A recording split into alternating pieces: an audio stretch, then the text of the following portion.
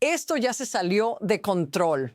Mientras el gobierno intenta mostrar orden, sus propios líderes se están acusando en público por una muerte ocurrida en Minneapolis. La secretaria de Seguridad Nacional, Kristi Noem, señala a Stephen Miller. Miller responde que le dieron información falsa. Y en medio de ese cruce aparece una frase que nadie esperaba escuchar desde la Casa Blanca. Están evaluando por qué agentes federales no siguieron el protocolo antes del tiroteo fatal de Alex Spray. Eso no es una aclaración, es una grieta.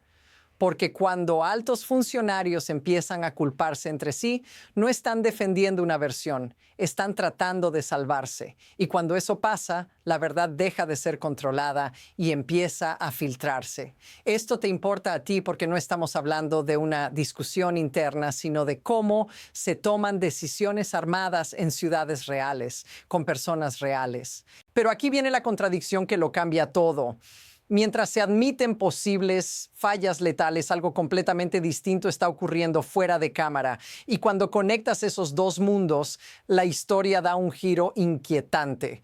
Lo que ocurrió no empieza con una pelea personal, empieza con un tiroteo, un agente federal, una persona muerta en Minneapolis y una versión oficial que cambia casi en tiempo real. Primero, la secretaria de Seguridad Nacional dice que la víctima iba a participar en una masacre. Luego admite que esas palabras no eran suyas, que leyó un guión. Después, el principal asesor de la Casa Blanca declara a CNN que están revisando si los agentes no estaban siguiendo el protocolo antes del disparo fatal de Alex Spray. Eso no es una corrección menor, es una reconfiguración completa del relato. Porque fíjate en el patrón. Cuando una administración está segura de lo ocurrido, cierra filas. Aquí pasó lo contrario. Cada declaración abre una grieta nueva. Cada intento de aclarar añade otra versión. Y mientras tanto, los nombres Minneapolis, Border Patrol, Breach of Protocol siguen apareciendo una y otra vez. La pregunta no es solo qué pasó esa noche. La pregunta es esta: ¿por qué la historia se está contando hacia atrás, desde la excusa hasta el hecho? Y ahora observa lo que aún no han explicado, porque ahí es donde esto empieza a escalar. Hay un momento exacto en el que esta historia deja de ser defensiva y se vuelve peligrosa para ellos. Ocurre cuando Stephen Miller no niega el hecho, sino el proceso. En su declaración a CNN dice que la Casa Blanca había dado instrucciones claras y que ahora están evaluando por qué los agentes de Customs and Border Protection en Minneapolis podrían no haber seguido el protocolo antes del tiroteo fatal de Alex Spray. Esa frase es clave. No habla de un error menor, habla de un fallo previo al disparo. Y aquí está el detalle que importa. Miller también admite que él estaba transmitiendo información que le dieron personas en el terreno. Es decir, la acusación inicial de una posible masacre no salió de la nada. Circuló dentro del propio aparato del gobierno antes de hacerse pública. Eso significa que la narrativa se construyó antes de que los hechos estuvieran claros. Pero fíjate en lo que no dice. No explica qué protocolo específico falló, no identifica quién autorizó la operación, no aclara por qué días después todavía están evaluando. Este es el momento en que la historia se voltea, porque cuando un alto funcionario reconoce una posible violación de protocolo, ya no se trata de opinión, se trata de responsabilidad. Y lo que vino después hizo esa grieta imposible de cerrar. Aquí es donde la situación deja de ser un error aislado y empieza a parecerse a algo conocido. Cuando un gobierno enfrenta una muerte causada por sus propias fuerzas, suele reaccionar de dos maneras: o asume el control total del mensaje, o el sistema entra en pánico y cada pieza empieza a moverse sola. Lo que estamos viendo ahora es lo segundo. Mientras unos hablan de brechas de protocolo, otros atacan públicamente a quienes piden consecuencias. Y todo ocurre sin una línea clara de mando visible. Esto no es nuevo, pero sí es alarmante. En otros momentos de crisis, cuando el poder se siente amenazado, lo que antes era excepcional empieza a volverse normal. Declaraciones contradictorias, culpa repartida, silencios estratégicos y una narrativa que se va ajustando no a los hechos, sino a la presión del momento. Observa cómo algo que debería ser extraordinario, agentes federales matando a un civil y luego admitiendo posibles fallos, se discute casi como un problema de comunicación. Y mientras eso se normaliza, ocurre otra cosa en paralelo. Personas del mismo entorno político empiezan a atacarse entre sí, no en privado, sino en redes, en entrevistas, en comunicados. Eso no es disciplina, es fractura, porque cuando la prioridad deja de ser explicar lo ocurrido y pasa a ser sobrevivir políticamente, el sistema ya está en fase de escalada y lo que viene después suele ser mucho más difícil de contener. Aquí es donde aparece una segunda capa, más cruda y mucho más reveladora. Mientras desde Washington se habla de protocolos y evaluaciones, la guerra interna se vuelve personal. Muy personal.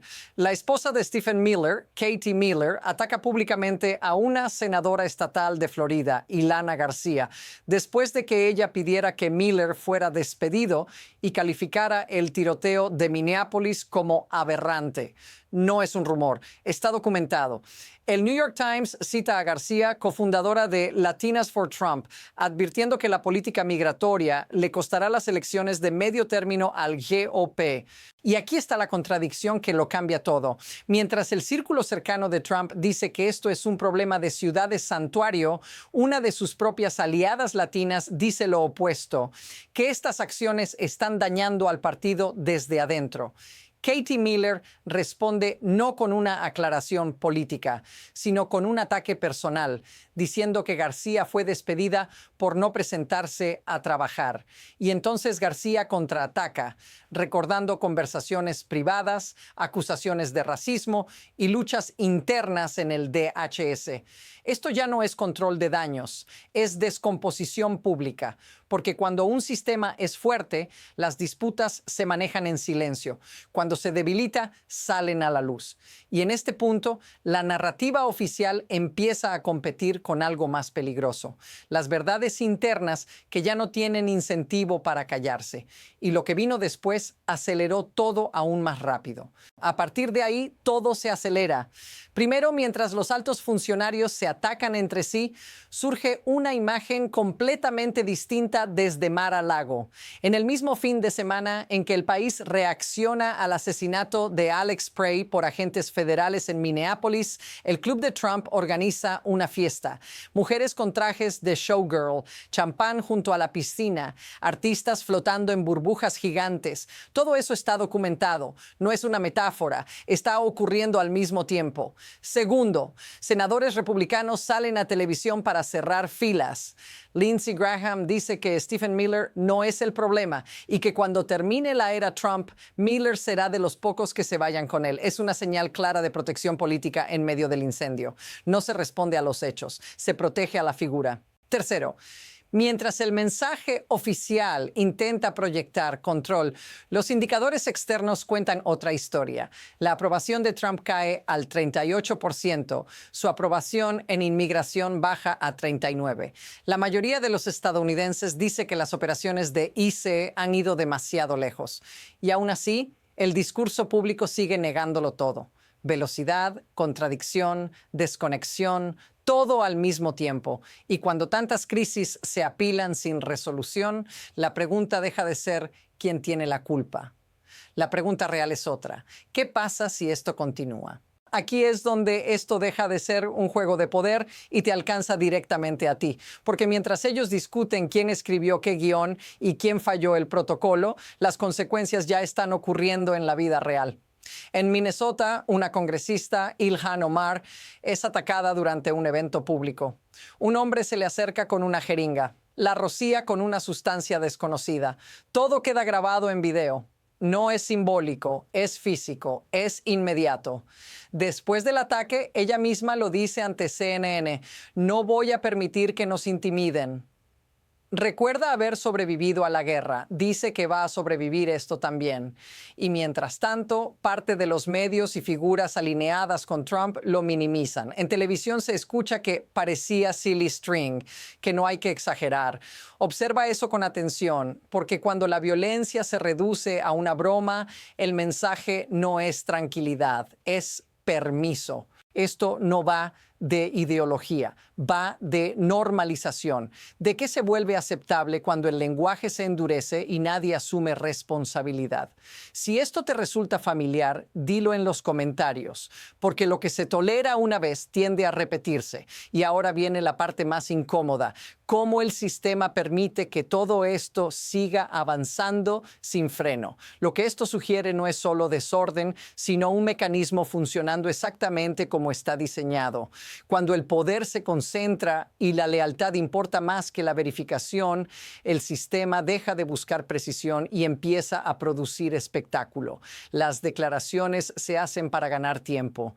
Las culpas se redistribuyen para absorber presión y la atención pública se fragmenta lo suficiente como para que nadie tenga que responder por todo. Fíjate en cómo opera. Un hecho grave ocurre. La versión inicial exagera una amenaza. Luego esa versión se corrige, pero sin retractarse del todo. Después, la discusión se desplaza hacia peleas internas, ataques personales, fiestas llamativas, encuestas, distracciones. Nada de eso es accidental. Es una forma de diluir el centro de la historia hasta que se vuelva borroso. No se niega, se satura. Y aquí está lo inquietante. Este tipo de sistema no necesita que todos mientan, solo necesita que nadie tenga incentivos para detenerse y decir hasta aquí, porque admitir un fallo real tendría consecuencias. Así que el proceso continúa, empujado por miedo, por lealtad y por la lógica del enfrentamiento permanente. Cuando entiendes eso, la pregunta cambia. Ya no es si alguien va a pagar el precio, es cuánto tiempo puede avanzar este modelo antes de que algo lo obligue a detenerse. Y esa respuesta empieza a tomar forma más rápido de lo que parece.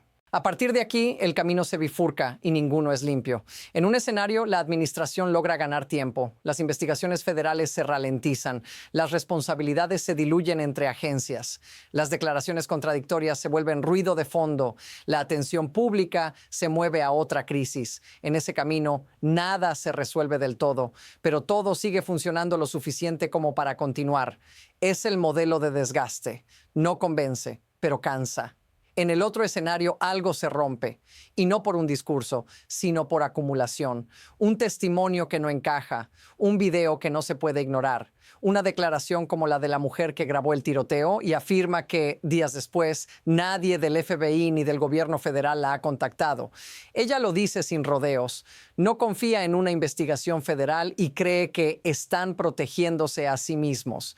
Eso no es una opinión externa, es una pieza interna del caso. Ambos caminos ya están en marcha al mismo tiempo. Esa es la tensión, porque mientras se intenta cerrar el relato, siguen apareciendo hechos que lo empujan en la dirección contraria.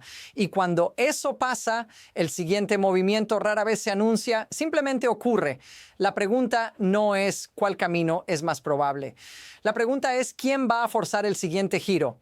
Y esa respuesta podría llegar antes de lo esperado. Al final, esta historia no trata de una sola noche en Minneapolis, ni de una sola declaración mal hecha. Trata de lo que ocurre cuando el poder se protege a sí mismo más rápido de lo que protege la verdad. Cuando las versiones cambian, las culpas se desplazan y el sistema confía en que el ruido sea suficiente para que nadie vea el patrón completo. Ese es el verdadero punto de inflexión. Porque cuando un alto funcionario admite posibles fallas letales, cuando aliados se atacan en público, cuando una testigo clave dice que el gobierno federal ni siquiera la ha llamado, y cuando todo eso convive con negación y espectáculo, no estamos ante una crisis aislada. Estamos ante un modelo operando a plena vista. La frase que lo resume todo es esta: no necesitan convencerte, solo necesitan que te canses. Y ahí es donde el control se vuelve más silencioso y más efectivo. Pero esta historia no se cierra aquí. Hay otra capa formándose ahora mismo, con más documentos, más presión y más personas que ya no tienen motivos para callar. Si quieres entender lo que viene antes de que llegue a los titulares, sigue este análisis, porque lo próximo que ocurra va a redefinir todo lo anterior.